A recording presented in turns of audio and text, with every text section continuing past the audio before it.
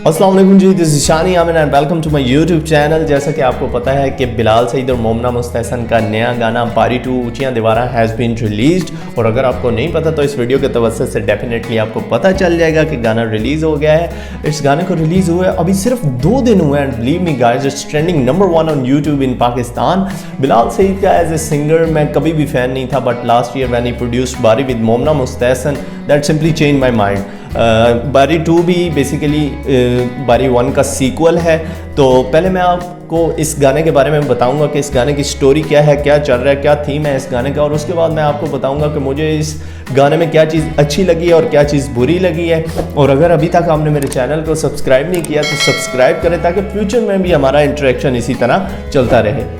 अगर मैं गाने की तरफ देखूं तो मुझे ऐसा लगता है कि इस गाने के अंदर 4 डिफरेंट सिचुएशंस हैं। तो आए हम स्टार्ट करते हैं। पहली सिचुएशन ये है कि गाने का आगाज़ एक अंदरून लाहौर के खूबसूरत महल्ले की खूबसूरत छत से होता है, जहाँ पर बिलाल सईद चाय पी रहे होते हैं और राहिम परदेसी जो कि इस गाने में गेस्ट अपीयरेंस कर रहे हैं, बारी 1 में भी इनकी गेस्ट अपीयरेंस थी, वो एक लड़की के साथ बिलाल सईद के पास आते हैं। और जो बिलाल सईद और राहिम परदेसी की पंजाबी में कन्वर्सेशन होती है, I simply love that. Bilal Saeed Rahim Pardesi को कहते हैं कि हाँ भाई, पहले तो तू सैनू कहना सी कि टाइम दे दो, तो हुण तू सैनू ही नहीं टाइम दे रहा। तो आगे से राहिम परदेसी बड़ा खूबसूरत रिप्लाई करता है कि भाई सारी चाय तोड़ी तो नहीं ना डुलनी। तो बिलाल सईद कहता है लगता है भाई ताड़ी भी चाय सही जाते डुल गई है। यहाँ पर बिलाल सईद कहते हैं भाई ये लड़की कौन है, इसके साथ इंट्रोडक्शन तो करवाओ मेरा। तो राहिम परदेसी कहते हैं कि मिलो अपनी फ्यूचर भाभी नाल। तो बिलाल सईद कहते हैं ले खाली मुबारक, कोई मिठाई शिठाई, कोई मिठाई शिठाई नहीं जनाब, मिठाई लेके आओ, चलो शाबाश फजो निकलो। तो राहिम परदेसी कहते हैं कि आप आपस में बातें करें, मैं आपके लिए मिठाई लेके आता हूँ। जब वो आपस में बिलाल सईद और वो राहिम परदेसी की होने वाली वाइफ बातें कर रहे होते हैं तो मोमना मुस्तहसन जो है वो अपने छत से देखती हैं कि बिलाल तो किसी और के साथ बातें कर रहे हैं। तो यहाँ पे मिसअंडरस्टैंडिंग डेवलप होना शुरू हो जाती है और बेसिकली गाने का सारा थीम जो है ना वो इधर समझ आना शुरू हो जाता है। गाने के दूसरा पार्ट जब आता है तो वहाँ पर मोमना मुस्तहसन पहले आती हैं, जिसमें वो अपने लिरिक्स के थ्रू बिलाल से कंप्लेन कर रही हैं कि तुम्हें सारा पता होता था, मेरे दिल का हाल, मेरे आने जाने के रास्ते, सब कुछ तुम्हें मालूम होता था, लेकिन तुम बेवफा निकले। तो बस इन्हीं लिरिक्स में वो अपना शिकवा कर रही होती है।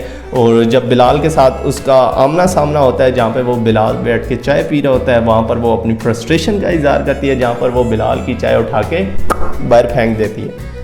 अब गाने का आता है तीसरा पार्ट। तीसरे पार्ट में बेसिकली बिलाल अब कंप्लेन कर रहे हैं मोमना से कि जो तुम्हारे साथ हुआ तुमने बगैर सोचे समझे वो मेरे साथ कर दिया। तो अगर तुम्हें किसी किस्म की कोई मिसअंडरस्टैंडिंग थी तो तुम्हें you should have told me, तुम्हें मुझे बताना चाहिए था, हम इसका हल निकाल लेते।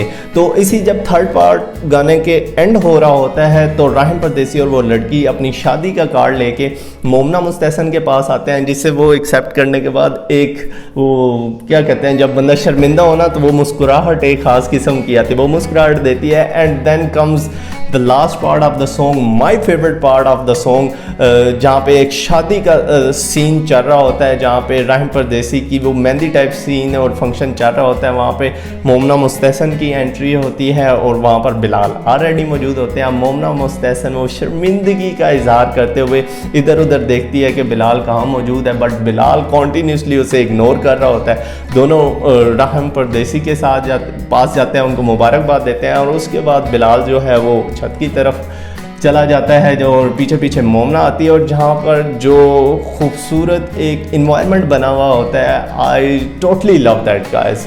तो बेसिकली यहाँ पर ही गाने की आके एंडिंग हो जाती है।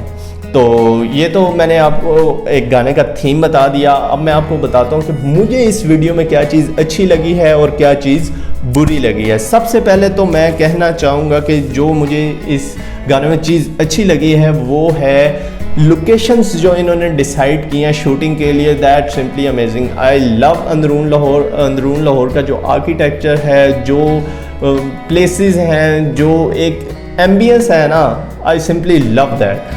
तो मेरे ख्याल में इन्होंने जो लोकेशंस का इंतखाब किया है दैट इज़ सिंपली अमेजिंग।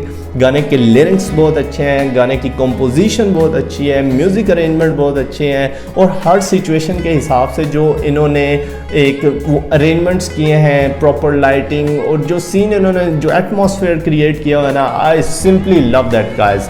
तो इसके अलावा जो मुझे इस गाने में अच्छी चीज़ लगी है वो एक कॉन्टीन्यूटी है, जिस हिसाब से इन्होंने शुरू से लेके आखिर तक गाने को जोड़े रखा है और जिस खूबसूरती के साथ इन्होंने बारी 1 को कनेक्ट किया है बारी 2 के साथ। और इसके अलावा जो स्पेशली मुझे चीज़ अच्छी लगी है, जो कि गाने के आखिरी पोर्शन में मोमना मुस्तहसन और बिलाल सईद का जो ड्रेस था ना, that was very beautiful guys, और उनको लग भी बहुत अच्छा रहा था। जिस तरह बारी 1 के अंदर इन्होंने वार्डरोब अपना सेलेक्ट किया था, बारी 2 के अंदर भी इसी तरह इन्होंने सेलेक्ट किया है एंड इट्स वेरी ब्यूटीफुल। तो अब मैं आपको बताऊंगा कि इस गाने में मुझे बुरा क्या चीज़ लगा। सबसे पहले जो मुझे चीज़ बुरी लगी है इस गाने में वो है बिलाल सईद की ब्लू जैकेट्स। अगर किसी और टाइप की जैकेट्स होती जिस तरह की ये आपको नज़र आ रही है तो आई गेस वो ज़्यादा सूट करनी थी बिलाल को। और दूसरा ये कि जिस तरह बारी पार्ट 1 में बिलाल सईद के चेहरे से एक नूर टपक रहा था ना, ऐसा नूर नहीं था। मुझे ऐसा लग रहा था कि बिलाल इस गाने में थके थके से हैं, उनकी आंखों के नीचे हल्के बने हुए, चेहरे पे अजीब एक थकावट के तासुर थे जिसे मेकअप्स के थ्रू कवर किया हुआ था। तो अगर ये वही लुक रखते जो इन्होंने बारी 1 में अपने लुक रखी थी, बियर्ड थोड़ी बढ़ा के और जो बालों का स्टाइल उन्होंने रखा, तो मेरे ख्याल में वो ज़्यादा सूट करना था। So guys that was my review. मैंने आपको बताया कि क्या चीज़ मुझे अच्छी लगी, क्या चीज़ मुझे बुरी लगी। That was totally my opinion, आप बिल्कुल इसे डिफ़र कर सकते हैं। तो मैं उम्मीद करता हूँ कि आपको ये रिव्यू पसंद आया होगा। अगर आपको ये रिव्यू पसंद आया है या किसी किस्म की सजेशन है तो आप कमेंट सेक्शन में खुलकर अपनी राय का इज़हार कर सकते हैं। और अगर अभी तक आपने मेरे चैनल को सब्सक्राइब नहीं किया तो सब्सक्राइब करें, ताकि फ्यूचर में भी हम इसी तरह एक दूसरे से इंटरेक्शन करते रहें और हमारी बातों का सिलसिला जारी रहे। Thank you ji.